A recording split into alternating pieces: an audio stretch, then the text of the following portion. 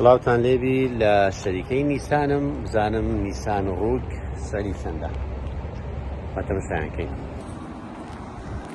ئەو سیارانە هەمووی 2025-ن. بەس بەڕاستی شتێکی شازی جوانە. مۆدیلە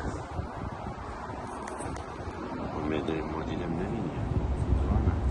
تۆ ڕەنجیەوە ڕەشەکەیتی ئەوەش تقریبان ناڵم مۆرە نیلیە عەفوان. ئەوە ڕەساسێکی سۆدەرکەذابی پێدەین ئەوانە جوانن. ڕاستی هەم ڕەنجی جوانە هەمیش بزان بە ساڵێکەی بە چەندە ئەوەش ناوێتی هەموو سوێدی نانووسی ناوەکەی جوانە بەڕاستی.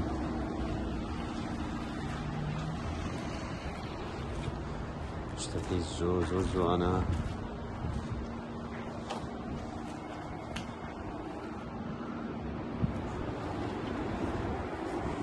ڕەنگەکەی بەڕاستی شازە.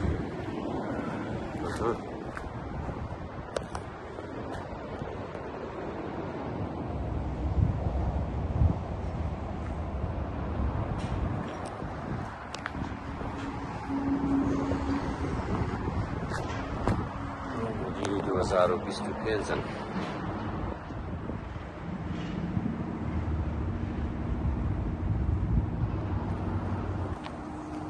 زان ئەوانەیە مۆدیلی 2024-ن. زان ئەوانە سەریان چەندە.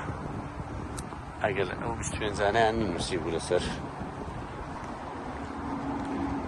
ئەوە نووسرایە. ئەوە بە تقریبان $20,000 دوو دەفتەر. و مۆدیلی چەندە؟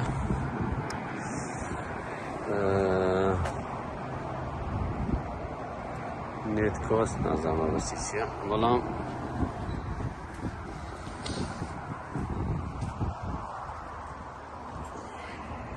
این مۆدیلی چەند بێ؟ ئەوە 20 پێ نانووسی پیۆنت نازانم ئەوەستی چییە. ئەوەشیان بە $18,000. ئەوە لە بیستەی مۆدیلی چەندەوە؟ ئەوە 2020-ە. نیسان کیکسە. ئەوە نیسان کیکس.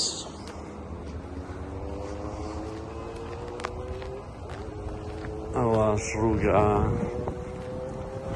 لۆ 25-ەکان نووسی 21 ئەوە 21-ە. ساری ئەوەش دیار نییە. دیلەر وارنتی. ئەوە ڕۆیشتیەوە لە سەری ڕۆیە.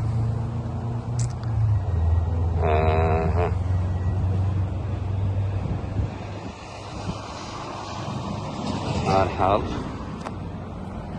ئەوان هەندێکیان ڕۆیشتینە. ئەوانە هەیە هەمووی نوێ بوون.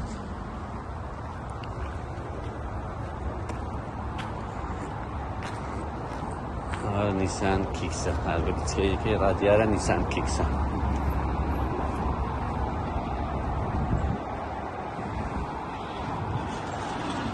کیکس لۆ قوندەیە. قوندە وەکو کۆتری بەرێ قوندەیە. ئەساس شتی هەر نییە. سارەکەی نانووسن نازانم بەبەرچ 2024 وردەکاریەی لێ نازانم. هەرحاڵ هەر ئەوانە هەمووی کیکسن. 2024 شەریکەی نیسان.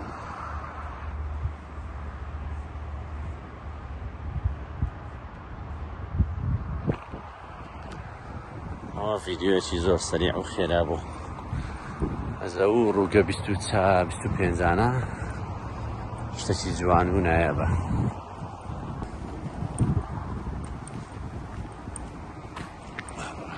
ئەوە بە پیایی پێ دەکەنی.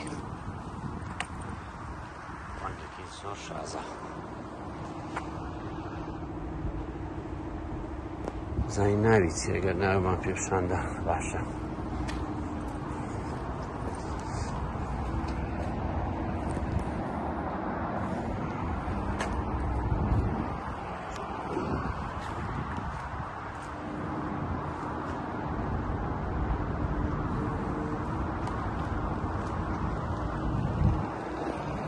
ئیتر بەم شێوەیە و کاتێکی خۆش.